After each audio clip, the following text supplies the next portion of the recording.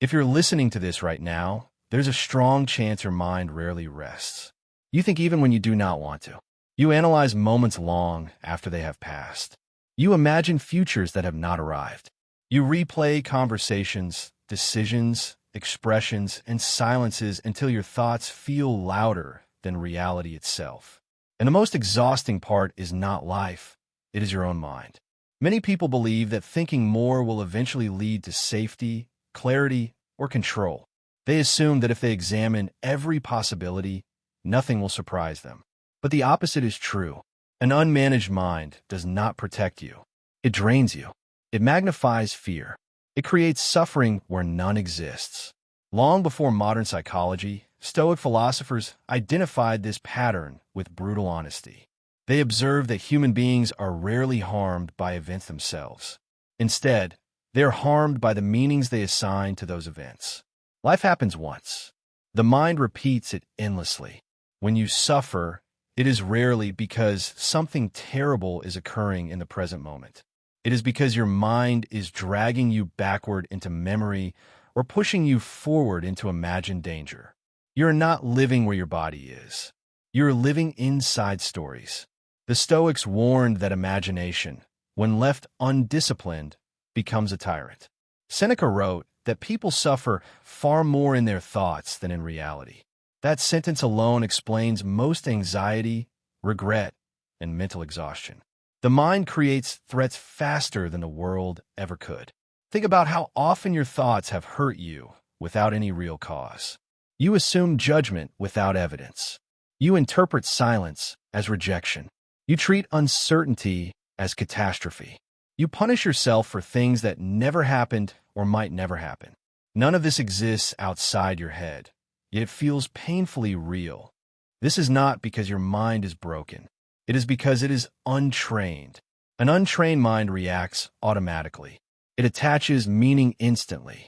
It treats every thought as urgent and every emotion as truth. Stoicism teaches something radically different. The mind is not a place to live in. It is a tool to be used with discipline. Marcus Aurelius once reflected that anxiety lives inside perception, not inside events. The moment you understand this, responsibility returns to you, not as blame, but as power. If suffering comes from interpretation, interpretation can be changed. Overthinking traps people in two directions at once. One pulls them backward into the past, forcing them to relive mistakes, regrets, and missed opportunities. The other pushes them forward into the future, where fear invents disasters that may never arrive. Both steal the only thing you truly have, the present moment. The present moment is not dramatic. It does not shout. It does not threaten. That is why the anxious mind avoids it. The present moment feels too quiet for a mind addicted to noise. Yet the present moment is the only place where peace exists. When you observe closely, you will notice something important. Most moments are manageable. The next minute is rarely unbearable.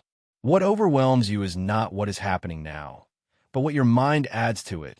Memories, predictions, assumptions, and imagined consequences.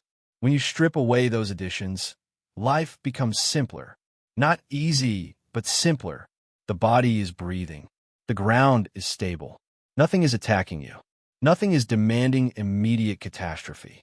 Stoicism teaches confinement. Not restriction, but focus. Confinement to what is happening now.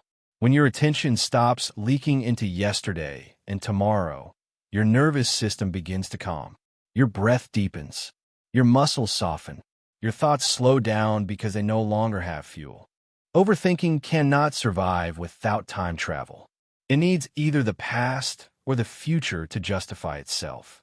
The moment you return to now, it weakens. You do not need to eliminate thoughts to find peace. That is impossible.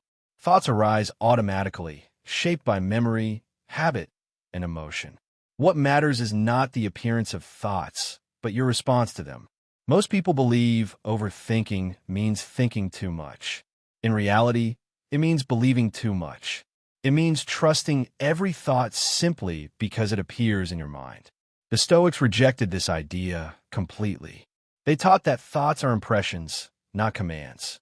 A thought does not become dangerous until you feed it with belief, attention, and emotional energy.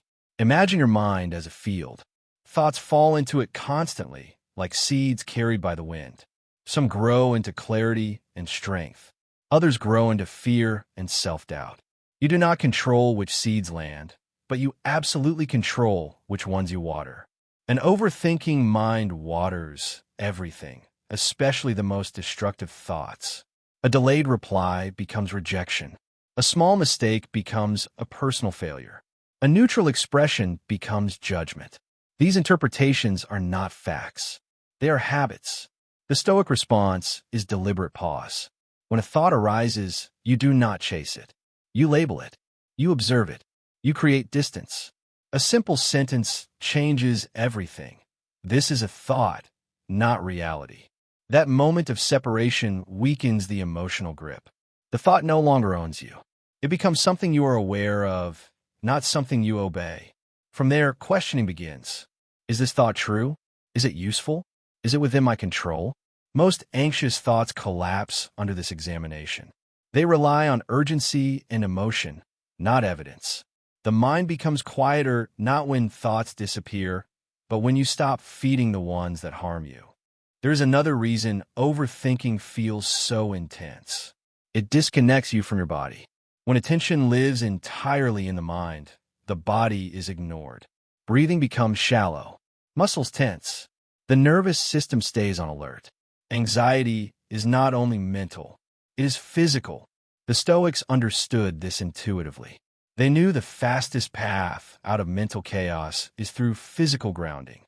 The body anchors you to reality. It interrupts the mental storm before it escalates. When you focus on breath, movement, and sensation, the mind loses momentum. Deep, controlled breathing signals safety to the brain. Slow movement tells the nervous system there is no immediate threat. This is why physical discipline mattered to the Stoics. Not for appearance, but for mental clarity. A steady body produces a steadier mind. Cold exposure, voluntary discomfort, and deliberate physical effort were not acts of punishment. They were acts of training. When the body learns to remain calm under stress, the mind follows. Even simple movement can break an overthinking cycle. Walking outdoors shifts attention outward. The eyes engage with the environment instead of internal images. The brain exits threat mode and enters exploration mode. When the mind becomes a maze, the body becomes the exit. Another major source of suffering is repetition. Replaying the past feels productive, but it is not. Analysis does not change what is already finished. Each replay only deepens emotional wounds. The past cannot be corrected through thought. It can only be learned from and released. Preliving the future is equally destructive. Fear convinces you that preparation means suffering in advance. You imagine outcomes with no evidence. You exhaust yourself emotionally for events that may never occur. Seneca warned that suffering before it is necessary doubles pain without benefit. Most of the worst scenarios people fear never happen. Yet the emotional damage has already been done inside the mind. The Stoics viewed the past and future as thieves. One steals peace. The other steals courage. The present remains the only place where action, influence, and calm are possible. A simple boundary changes everything. If a thought belongs to the past and cannot be changed, release it. If a thought belongs to the future and is not happening now, let it go.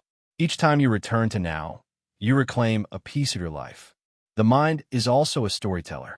It builds narratives about identity, worth, danger, and failure. These stories feel convincing because they are emotional, not because they are true. Stoicism demands skepticism toward inner narration. Emotional intensity is not evidence. Fear does not equal fact. When you question the stories your mind tells, you step out of them. You become the observer instead of the character being controlled by the plot. Thoughts become like clouds passing through the sky. Some are dark, some are heavy, but none define the sky itself. They appear, change, and dissolve unless you chase them. When you stop trusting every thought, your mind stops being an enemy. It becomes a tool again. Peace does not arrive by chance. It is built deliberately. The Stoics created structure to protect their minds. Morning grounding to prepare for difficulty. Journaling to expose thoughts to clarity. Reflection to learn without self-punishment. Boundaries to reduce noise. In a world of constant stimulation, silence becomes essential. Overthinking thrives on overload. Peace requires space. Evening reflection prevents mental weight from carrying into tomorrow. Mistakes become lessons instead of scars. And at any moment, the Stoic reset remains available. A pause, a breath, a question, a return to the present. Peace is not passive. It is practiced. When you stop living inside your mind, life does not become perfect. It becomes real, simpler, more stable. You regain control over your attention, your reactions, and your inner world. Your suffering was never proof of weakness. It was proof of untrained attention. And the moment you decide to stop feeding the chaos, peace begins. Not tomorrow, not someday, now.